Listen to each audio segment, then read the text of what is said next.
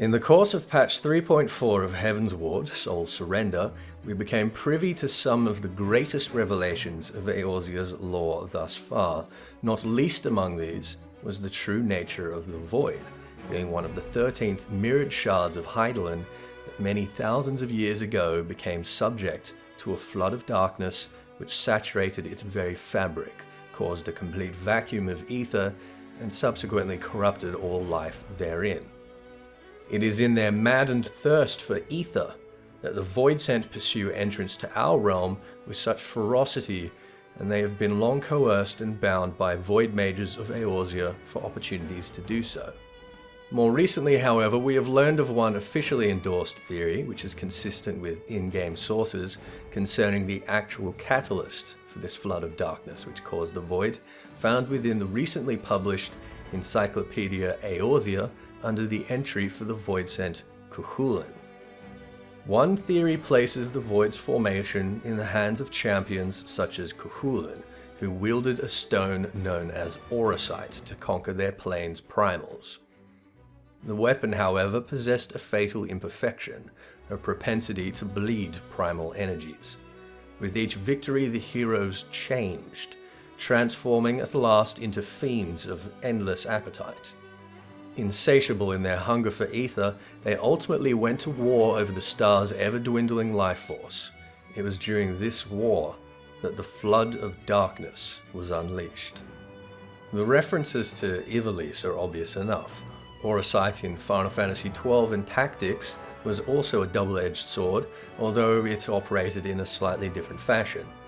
In any case, this account corroborates perfectly with that of Unukalhai in recitation of his otherworldly master. It seems that this mysterious figure was also either a denizen of the 13th Shard, or at least one who witnessed its flood of darkness. We know that Igeyorm was the Ascian tasked with expressing the will of darkness upon the 13th Shard, but it appears that it was not entirely through her zeal that it was lost to the Void. It seems that the most terrible catalyst was in fact the single-mindedness of their warrior or warriors of light, most notably Cthulhu. It is on that point that I would take the opportunity to return to a favourite myth of mine regarding the son and incarnation of Lu, the Irish god of light, wielder of the Gay Bolg and hero of the Ulster cycle, the beautiful and terrifying Cthulhu. We've discussed him in relation to the A Realm Reborn Dragoon relic, and of course during our lore tour of the Void Ark, and in the latter I thought it was ironic that a character whom was banished from his village on an impossible task to enter the tutelage of the brutal warrior Skathic for being too overwhelmingly handsome for the other men to tolerate was depicted in Final Fantasy XII and XIV both as such a grotesque creature. I realize now that Cthulhu of the 13th Shard was historically akin to his namesake in most every way. The greatest cultural resonance from the myth of Cthulhu is his blood-frenzied Rheostrad, a state that warped his body and caused him to kill any friend or foe in reach indiscriminately. This frenzy serves as the inspiration for characters like the Incredible Hulk and the Super Saiyans of the Dragon Ball franchise, among others. His transformation is most graphically described in the Tainbo Kulne as follows. The first Rheostrad seized Cthulhu and made him into a monstrous thing, hideous and shapeless, unheard of. His shanks and his joints, every knuckle and angle and organ from head to foot, shook like a tree in the flood or a reed in the stream. His body made a furious twist inside his skin, so that his feet and shins switched to the rear and his heels and calves switched to the front. On his head, the temple sinews stretched to the nape of his neck, each mighty, immense, measureless knob as big as the head of a month-old child. He sucked one eye so deep into his head that a wild crane couldn't probe it out of the depths of his skull. The other eye fell out along his cheek. His mouth weirdly distorted. His cheek peeled back from his jaws until the gullet appeared. His lungs and his liver flapped in his mouth and throat.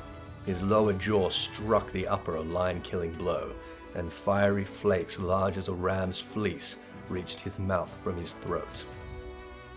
So what happened to our Cthulhu, warrior of light upon the 13th Shard, was in essence a Rheostrad caused by overexposure to Auracite and its use against the icons and primals of that realm. The transformation of Cuchulainn and his companions gave them an unquenchable hunger for ether, and coupled with their already incredible primal slaying strength, this precipitated a war that caused such a strain on the Shard that it became starved of ether, and all life therein was twisted into the same kind of mad creatures as Cuchulainn. The first Voidset. Obviously, there is a great deal for us to learn about the fate of the 13th. It is for this very reason that Uruk-halai's master has sent him to us, after all. Most importantly, we are reminded that the Warrior of Light must be careful not to become careless, overambitious, or otherwise a warrior of stupid, because in comparison to Cuchulainn, this Muppet got off easy. So there we have what seems to be in essence the story of the fall of the 13th Shard into darkness, and subsequently the cause and origins of the Void. A brief answer, but an answer nonetheless to what has long been one of the greatest mysteries in the lore of Final Fantasy XIV.